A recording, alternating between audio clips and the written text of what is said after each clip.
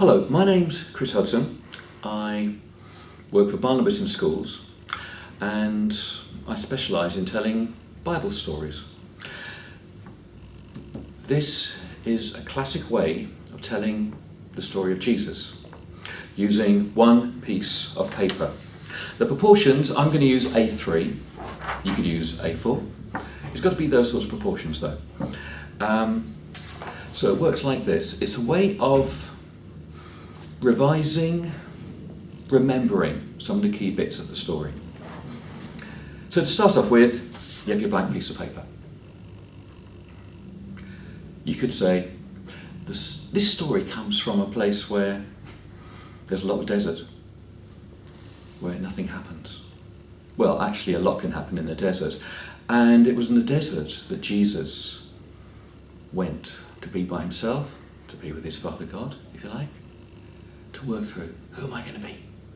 What am I going to be? And that's what happened in the desert. During that time, he faced temptations. Do this, do that. He resisted them. Anyway, 3 years later, all those temptations came back. And when he was riding into Jerusalem, the big city, lots of people were waving their palm leaves saying, "Hey, Hosanna, here he comes." And of course, there you got that. Next bit.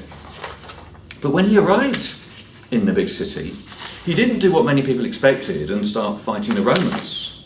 Oh no. He went to the big temple and started turning over the tables, saying, "This is my Father's house. You've turned it into a den of thieves." After a few days, he went with his friends to a big house, and they climbed all the stairs to the upper room, and that's where they had the Last Supper. Later that night, they went out to a garden, and that's where Jesus was arrested. His enemies played with him like a cat plays with a mouse before killing it. They punched him, they kicked him, they spat in his face, they dressed him up like a clown and laughed at him. And then finally, they got the Romans to crucify him on a cross.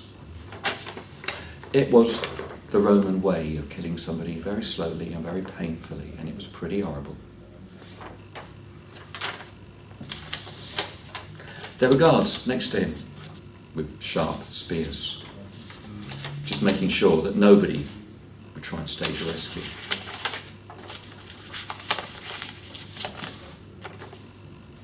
Nobody did. His friends had all run away. So the guards relaxed and got out some dice and said, "Right, who's going to have his nice clothes? I know, first person to throw a double six can have them." And while people were walking past, laughing and joking, Jesus said, "Forgive them, Father, they don't know what they're doing." At one point he said, "Where did you go? I feel so alone."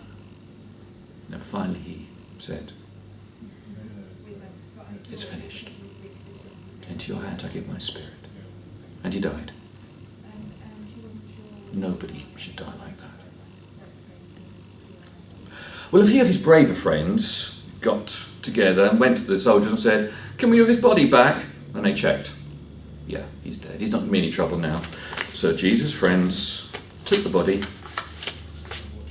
wrapped it up, and took it down the road, out to the walls to a cemetery. And there, in a kind of cave, that's where the body was left. And that's the end of the story.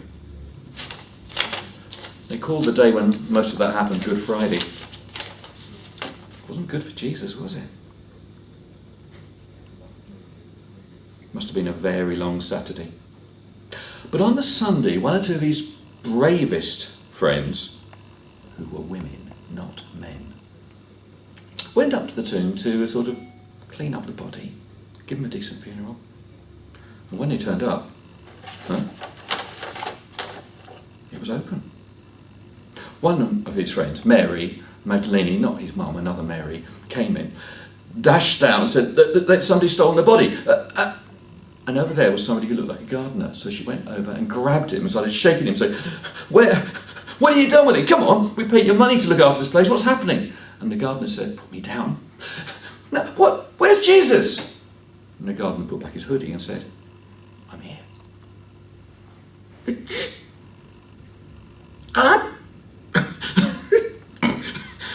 And she went to grab him and he said, no, tell the others. Tell them that everything's changed. That God's love is bigger than death. Tell them. So she did. And they didn't believe her.